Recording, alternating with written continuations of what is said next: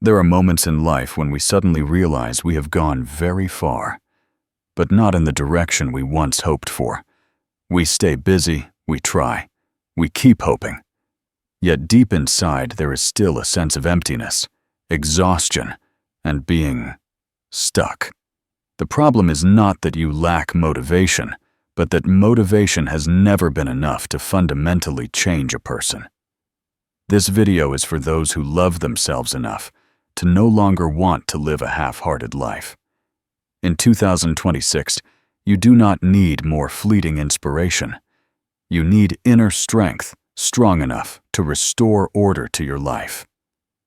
Together, we will talk about how change does not come through force, but through awareness, not by fighting against yourself, but by understanding and leading yourself. If you have ever felt that you deserve a better version of yourself, stay. Because this journey is not only about change, but about returning to and healing who you truly are. There is a truth that very few people are brave enough to face. Most pain in life does not come from major upheavals, but from living too long in a state of uncertainty. We wake up every day, do familiar tasks, repeat old habits, and reassure ourselves that everything will be fine. But deep inside, we know something is wrong. Not because we are not trying, but because those efforts lack the weight necessary to create real transformation. People often believe that if they just have enough motivation, everything will change. We wait for a strong enough emotion, an explosive moment, a perfectly timed word of encouragement to start over. Yet motivation is like a warm breeze. It comes and goes, leaving us with a reality that has not changed at all. Deep transformation has never been created by fleeting emotions, but by firm decisions repeated in silence, even when we no longer feel excited or encouraged. There are periods in life when we do not collapse, but we also do not move forward. We stand still long enough for stagnation to become familiar, long enough to lose the sense of urgency to change. And it is precisely this not too bad state that is the most dangerous. It lulls us to sleep in a false sense of safety, gradually leading us to accept a version of ourselves that no longer aligns with who we truly want to become. Radical change does not begin with doing more, but with facing the truth. Without a force strong enough to intervene, life will automatically pull us toward what is easy and comfortable. This is not punishment. It is a natural law. When we do not consciously lead ourselves, we unconsciously allow circumstances, habits, and fears to quietly decide for us. The strength referred to here is not cold rigidity, nor is it forcing yourself to the point of exhaustion. It is the strength of clarity. Clarity about what you no longer want to endure.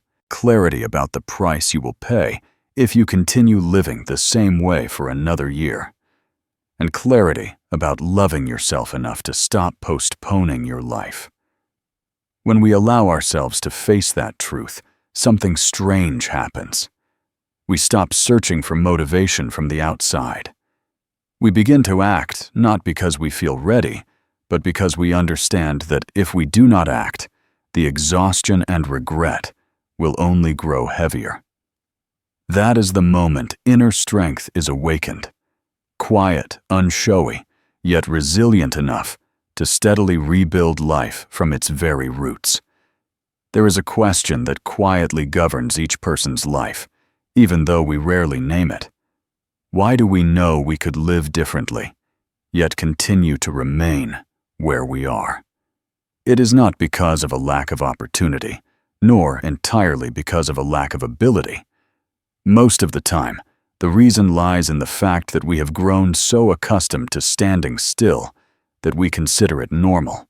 When things are not too bad, we allow ourselves to postpone a little longer, and that postponement gradually becomes a safe refuge. The state of standing still does not cause pain immediately. It is gentle quiet and comfortable. We still complete our work, still maintain relationships, still exist within the familiar rhythm. But precisely because no obvious shock occurs, we fail to realize that we are losing time, losing energy, and losing ourselves little by little. Stagnation does not scream, it whispers, and we learn to stop listening.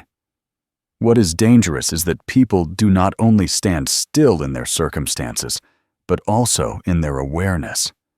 We grow used to letting others our surroundings, and old habits guide our direction. When we do not actively create forward momentum, we unconsciously become objects pulled along by the pace of life, by others' expectations, and by the fear of change. We think we are choosing, but in reality, we are merely reacting. Becoming aware of this is a crucial turning point, because when we understand that nothing naturally moves in a better direction on its own, we begin to view life through a different lens. We no longer ask, "When will I be ready?" but instead begin to ask, "What will happen if I continue to stand still?" That question is not threatening. It is awakening. It forces us to face the reality that present safety may be the very cause of future regret. Deep change does not require an immediate leap. It begins at the moment we decide to no longer allow ourselves to be led unconsciously. That is when we dare to create small but intentional actions, even when they are uncomfortable. Because any movement requires an initial force, however slight. Once movement has begun, stillness gradually loses its control. When we no longer accept living in inertia, we gradually become more aware of each of our choices. We begin to realize that every action, no matter how small, is an implicit declaration of the person we are becoming. And within that awareness, we reclaim ownership of the direction of our lives, not through haste or impulsiveness, but through a quiet steadfastness, strong enough to break the old cycle. Each day that passes, whether we realize it or not, a current of energy silently flows through our lives. It is formed from the time, attention, emotions, and effort we devote to each small task. That energy never stands still. It is always being transformed into some kind of outcome. The issue is not whether we are using energy, but what we are turning it into. Many people look at their lives and wonder why the results are so far from what they desire. They feel they have tried, stayed busy, and spent a great deal of time. But being busy is not the same as being effective. Energy that is scattered and spent on things without a clear direction ultimately leaves only fatigue instead of progress. When there is no intention, energy becomes a burden rather than a source of strength. There is a gentle yet difficult truth to accept. Our present life is a faithful reflection of how we have used our energy in the past. The body reflects how we care for it. Finances reflect how we make decisions. Relationships reflect the level of presence and attention we give. Nothing in that overall picture happens by chance. Every outcome is a form of transformation. When we do not clearly decide what we want to build, external factors make decisions in our place, unconscious habits. Familiar environments, convenience and comfort, quietly shape our direction. We think we are resting, but in reality we are allowing our energy to flow toward what is easiest, not toward what holds long-term value. And the longer that state persists, the harder it becomes to focus to persist and to believe that change is even possible. True strength emerges when we begin to redirect that stream of energy, not by forcing ourselves to do more, but by choosing more carefully. We learn to say no to things that consume energy without creating value. We give our attention to activities that can compound, even when the initial results are very small. When energy is gathered and placed in the right direction, it no longer leaks away, but begins to build enough pressure to create change. There is a very different feeling when we live in a state of consciously guided energy. We are no longer exhausted from chasing everything.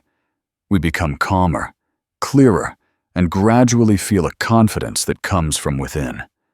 Not because everything is perfect, but because we know that each passing day is contributing to a specific direction. When we understand that energy is always seeking to transform, we no longer waste it on things that leave us feeling empty. We begin to value each small choice because it is precisely these choices that are quietly defining what our lives will become in the future. There is a process that unfolds so slowly that we rarely notice it yet. When we look back, it is already too late. It is the silent decline in the quality of life when we stop caring for and nurturing what truly matters. There are no clear warning signs, no major events, just days passing with the feeling that things are fine. And it is that very feeling that makes us complacent, convincing us that nothing more needs to be done. This decline requires no effort. It happens naturally when we stop paying attention. When we stop learning, the mind gradually slows. When we stop moving, the body weakens. When we stop caring deeply, relationships grow thin. No one wakes up one morning and decides to let their life deteriorate. It happens because we never decide otherwise. What is frightening is that this process is easily mistaken for stability. We grow accustomed to a pace of life that is not too demanding, not too difficult, and we persuade ourselves that it is enough. But beneath that calm surface sharpness, ambition, and the awareness of growth are slowly eroding. We stop questioning, stop challenging ourselves, stop feeling the need to be better than yesterday. When there is no proactive effort to improve, the surrounding environment begins to exert greater influence.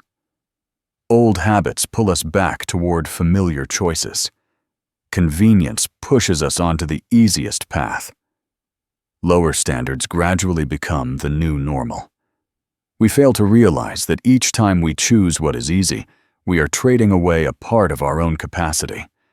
This decline is especially dangerous because it does not cause immediate pain. It is like a room that slowly grows darker. Our eyes adapt to the darkness, so we believe the light is still sufficient. Until one day when we need strength, focus, or courage, we realize we are no longer who we once were. Not because we weakened overnight, but because we allowed that weakening to take place over many years. Change begins when we dare to face this reality directly, without self-blame or justification.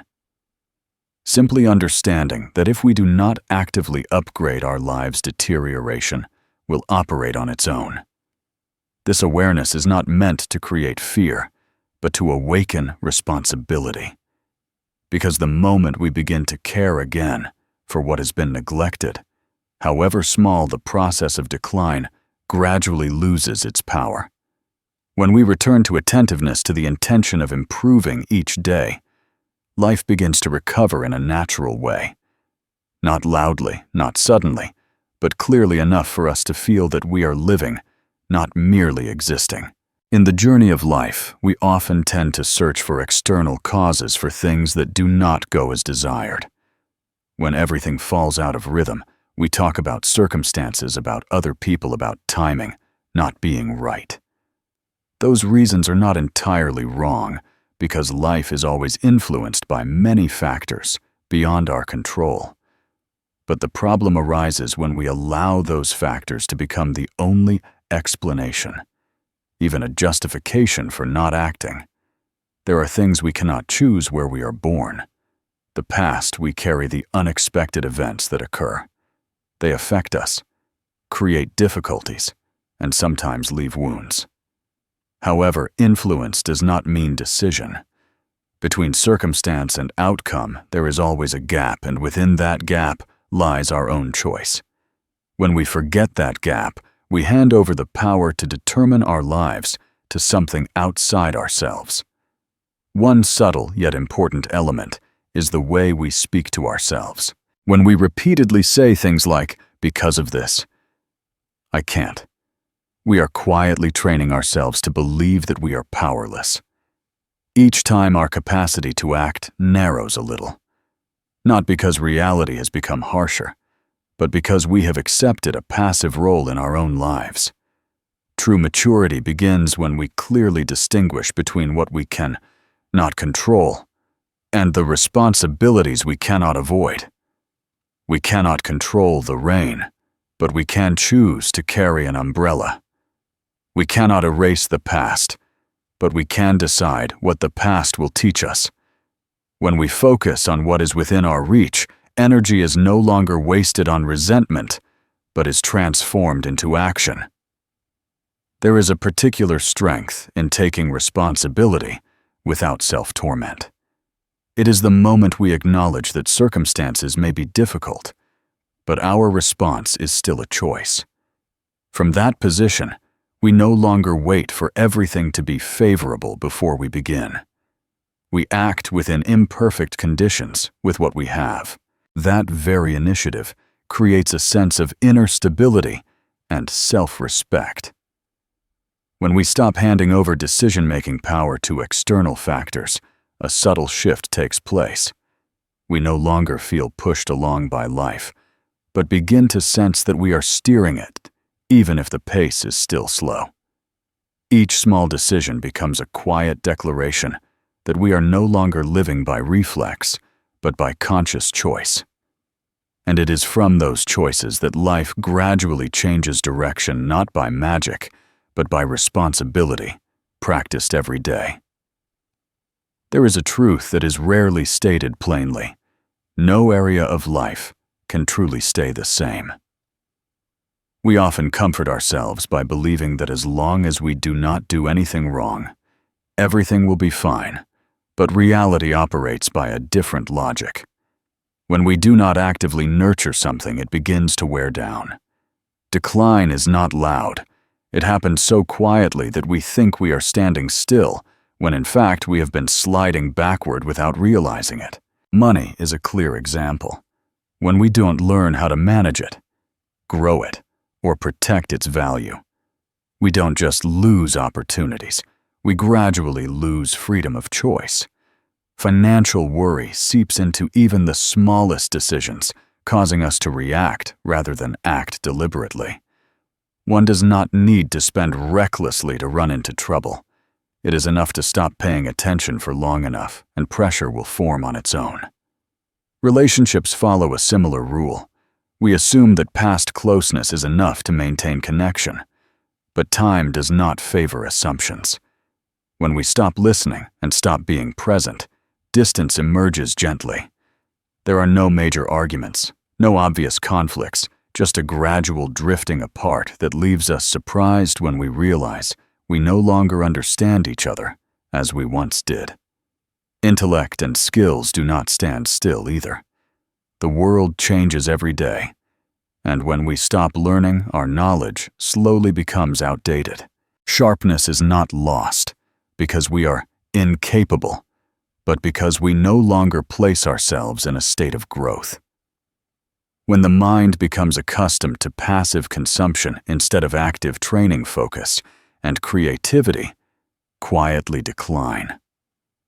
What is striking is that deterioration in each area rarely creates a sense of urgency. We can still get by, still adapt temporarily, and so we continue to postpone. Yet that very postponement accumulates into a large gap between the person we are living as and the person we could become.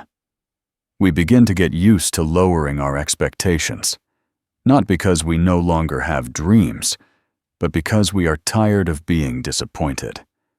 The shift occurs when we accept that becoming better requires continuous initiative.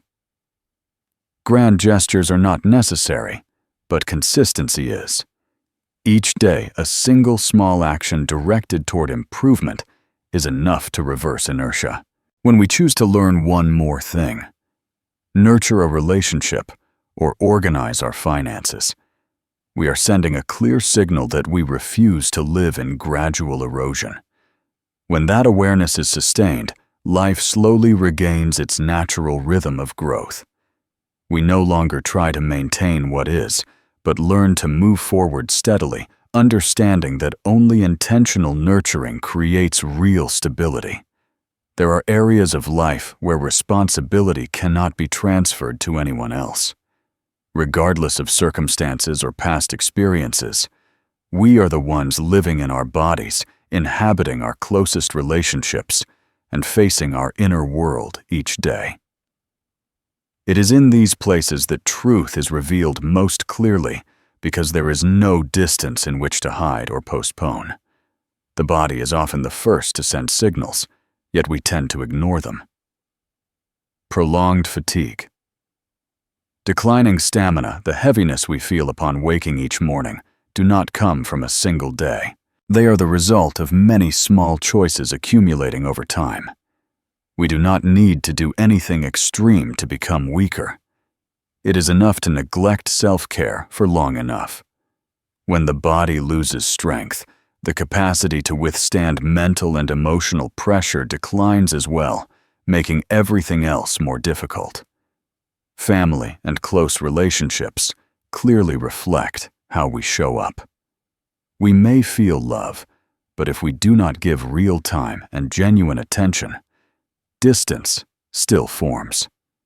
Connection is not lost because of a lack of emotion, but because of a lack of priority.